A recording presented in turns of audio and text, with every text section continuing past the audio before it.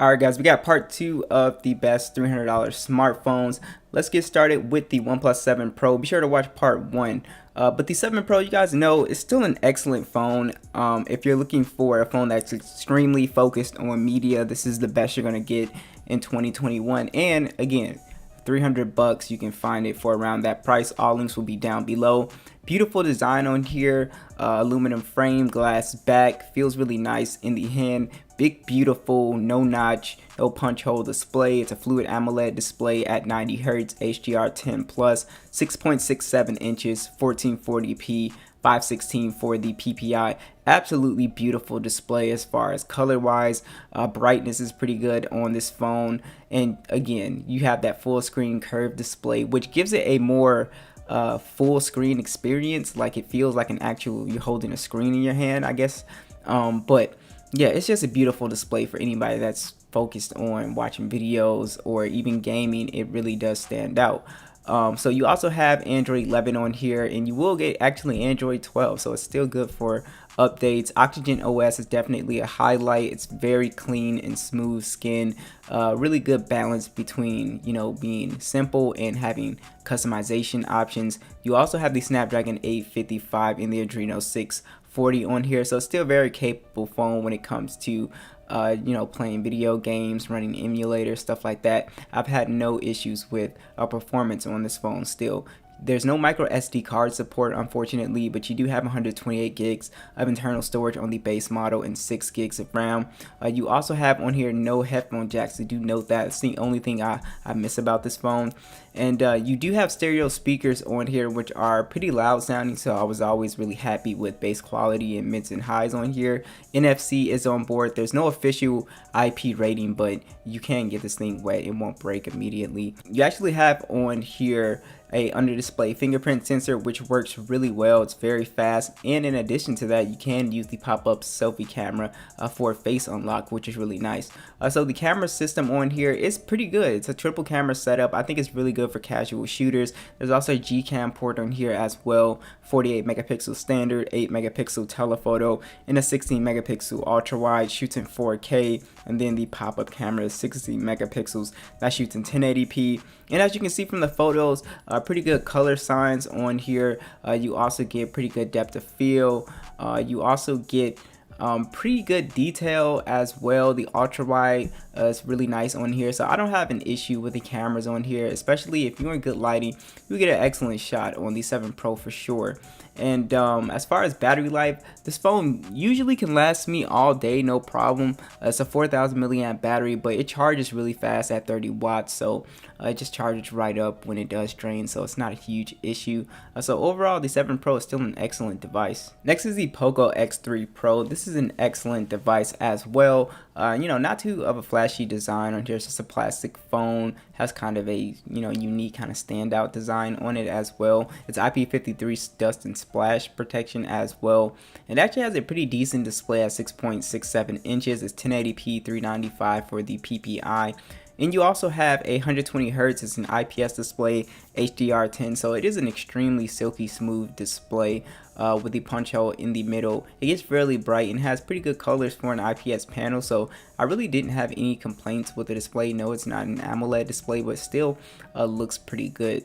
You also have Android 11 on top of MIUI 12 on here with the Snapdragon 860 and the Adreno 640 on here. So this phone is very powerful when it comes to gaming for this price point. You can pretty much play any game, high settings that you throw at it, which is really nice. So if you're into gaming on a budget, this is definitely something to consider. Now you also have micro SD support, 128 gigs of internal storage and 6 gigs of RAM on here, which is awesome. And you do have stereo speakers, which is really nice. They sound excellent, very loud and good quality speakers. I was really happy with those. You do have a headphone jack on board, which is really nice. You also have NFC and an infrared port as well, so you can use it as a remote controller, which is pretty cool. You also have a fingerprint scanner that's physical on the side, and that works extremely fast as well, so I was really happy with that.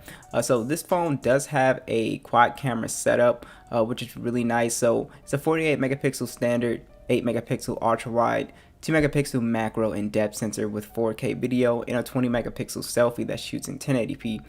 Basically, you can get some pretty good images for 300 bucks. Is this going to be the best camera phone on this list? No, but I think that it holds its own. I think it does pretty good with detail, color. I think the selfie camera was pretty good. Video was solid. So overall, I think, you know, you can see the photos yourself that you get some pretty good images here. No problem on this phone. So you do have on here a massive 5160 milliamp battery, just a, you know, monster of a battery. So if you're somebody that's constantly on your phone, gaming, social media, you're just going hard, this phone definitely it's gonna last you all day, no problem. So this is not a phone that you have to worry about, and you have some 33-watt fast charging, so you have really good charging speeds on this phone as well, which is really nice. All right, guys, next is going to be the Samsung Galaxy S10. Now you can find this actually well under 300 bucks, around 240 to 260 bucks, and I will have all those links down below again. And you can also go with the Plus version of this phone. They're very similar besides, you know, screen size and battery size here. But this phone has an awesome design. It's a glass back and aluminum frame on here. It's IP68 dust and water resistant as well. Very just excellent feeling phone, guys. I mean, it's one of my favorite phones next to the LG G7. And you do have a dynamic AMOLED display on here. It's HDR10 at 6.1 inches, and it actually has a 1440p display, 550 for the PPI. It does have a slight curve with a punch hole on the right hand side, and the display is absolutely beautiful. Watching videos on here, playing games on here, everything is just super colorful, very bright display. The punch hole is nice, and overall I just really like the display on here. It's extremely sharp. So this phone is running the latest version of Android 11 with the One UI skin on top. This is the Snapdragon 855 version with the Adreno 640. Overall performance is very fast on this device. It really just blows through anything, applications, multitasking, everything, even gaming on here you can do pretty much at high settings, which I think is awesome. You also have micro SD support, 128 gigs on the base storage, and 8 gigs of RAM, as well as a stereo speaker setup on here, which sounds excellent. Very crispy, very loud speakers on here. Great haptic feedback with a 3.5mm headphone jack as well. This phone does have a ton of little perks and stuff like NFC. You also have your fingerprint scanner under the display, which works great. You can use Face Unlock, Samsung desktop support, secure folders. You know, the whole Samsung experience is on this device here. So this device does have some pretty good cameras too. A triple camera setup at 12 megapixel standard, 12 megapixel telephoto, and then a 16 megapixel ultra wide. You also have 4K video as well, and you also have a 10 megapixel selfie cam that shoots in 4K as well too.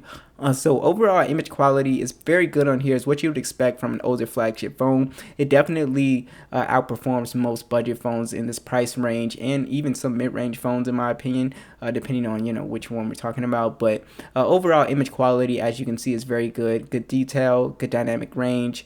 Overall, just a really good camera setup. So this phone does have a 3,400 milliamp battery, which is a little on the you know, small side. 15-watt charging, wireless charging, along with reverse wireless charging as well. So you can actually charge another device with the S10. But for battery life, it's just going to be okay. You're looking at around like 6 hours and 30 minutes. Somewhere around that range, which is fine. That is technically a full day's use. So overall, the S10 is an excellent device. This is the LG V50. This is also a really great device, and it has a lot going for it. A lot of bells and whistles on this guy as well. So this phone, you do have a premium design, aluminum frame, glass back, IP68 dust and water resistant on here. You also have a beautiful OLED display at HDR10 at 6.4 inches. It's 1440p, 538 for the PPI, so extremely sharp display on here. As far as text and colors, everything just pops and looks really good. Brightness is really well. You also have Android 10 on here with the Snapdragon 855 and Adreno 640 on here. So again, you have really good performance as far as gaming, bouncing in and out of applications. This was on LG's update list, so it is going to get updates in the future, which is really nice.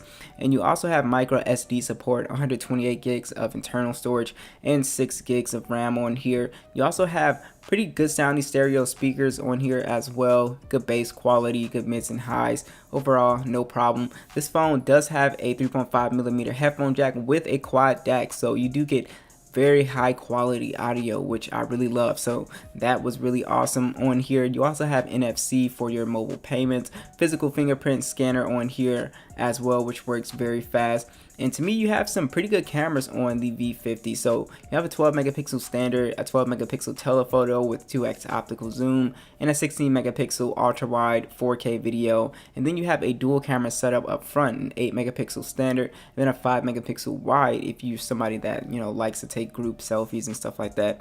You also have 1080p video. Overall, I was really happy with the quality of the V50's cameras. I think you get really nice natural colors on here, very good detail. The portrait mode was really good. You get a good depth of field, good blur. Ultra wide has good detail. So overall, I think the cameras are still very good on here. Video is actually really solid on this phone as well too. So I was really happy with the image quality here. So you do get a 4,000 milliamp battery, 18 watt fast charging with also wireless charging as well, which is really nice.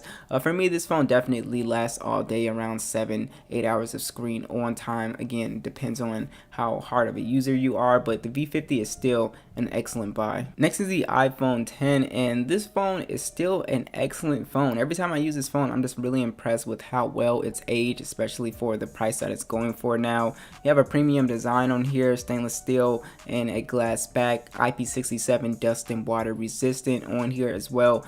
You have a Super Retina OLED display, 5.8 inches. It is 1080p for 58 for the PPI. Overall, it's a very nice panel, even though you have sort of this big notch up top. Again, it's a really good panel, so I really don't have any complaints with it. And one of the best things about this phone is that it's still running the latest version of iOS 14. And honestly, this phone really will get iOS 15 if not 16. It's still very fast with the Apple A11 chip. It does a really good job playing video games and stuff like that, bouncing in and out of applications, multitasking. It just is a very still snappy phone for its age, which I was really happy with. No SD card support on this phone, 64 gigs of internal storage and 3 gigs of RAM on here. You also have on here stereo speakers, which sound really good, very good bass quality, good mids and highs. There's no headphone jack, of course, on iPhones. You also get NFC as well with your Apple Pay. Face ID still works really well, very fast on here, and the cameras are still pretty good on the iPhone 10. You have a 12 megapixel standard and a 12 megapixel telephoto with 4K video and a 7 megapixel selfie with 1080p video as well.